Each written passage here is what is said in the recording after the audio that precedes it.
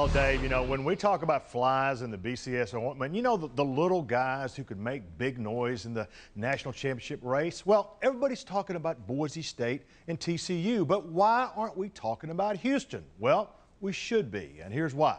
The Cougars returned 17 starters from a team that won 10 football games a year ago, and among the 10 teams they beat were Oklahoma State, Texas Tech, sorry, Coach Leach, and Mississippi State. Now, you know about Case Keenum. But did you know he's got 3 receivers coming back who caught passes for over 1,000 yards? Houston led the nation in scoring last season with 42 points a game, and I don't see him slowing down one bit. But there are some issues.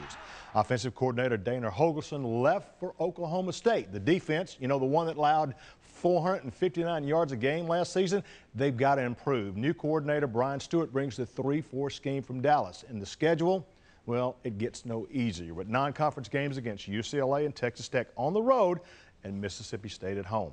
But Coach Kevin Sumlin is back with a brand new contract and a commitment that the Cougars will get everything they need to play with the big boys. Look, this guy is a rising star and his message is clear. If they can bust the BCS in Boise and if they can crash college football's biggest party in Fort Worth, Texas, there's absolutely no reason it can't be done in Houston. And we're going to be watching. Dave? All right, Tony, good insight. And it's always a question, guys, about sleeper teams. There are 6 automatic bowl bids, maybe a 7th this year if the Big 10 or Big 12 does not provide a bowl-eligible team to the new Dallas Football Classic at the Cotton Bowl. So we talk about sleepers, Akbar. Who's going to surprise the people this year? Think about Memphis. We talked about Coach Larry Porter, him being an extraordinaire, as far as recruiting. He's got an offensive system that I think that's really going to surprise people in this conference. This conference is used to that wide open, not as much running in this offense or in this conference that you'd like to see. They bring that to this game because he's a running back at heart, of course, former running back for Memphis. I like them to really sleep.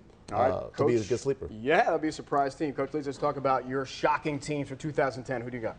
Mine is Southern Miss. They've got a great coach in Larry Fedora. Mississippi's a state loaded with athletes.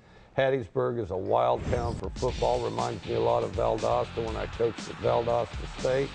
And they got their quarterback back, and they've opened it up, and I look for Southern Miss. Austin Davis, very good quarterback who was injured last year. Martavius Young took over for him and played pretty well, leading Southern Miss to a bowl game. Coach Fulmer, who do you see surprising some folks this year? I'm going to reach pretty deep here, but I think Marshall. I think Marshall, Doc Holliday is going to bring in just a changed attitude.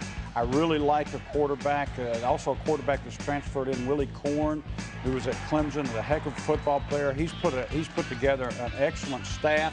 And as I said earlier, if they bring that energy and passion to Doc Holliday, if they'll play with the passion that he'll bring to the program, I think you got a sleeper in the making right there. All right, we have talked offenses, we've talked defenses, coaching changes, and the state of the conference.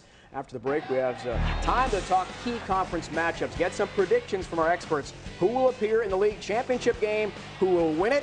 East Carolina again. We'll fill in the blanks. Who's going to the Liberty Bowl? We'll get our experts' take in a moment.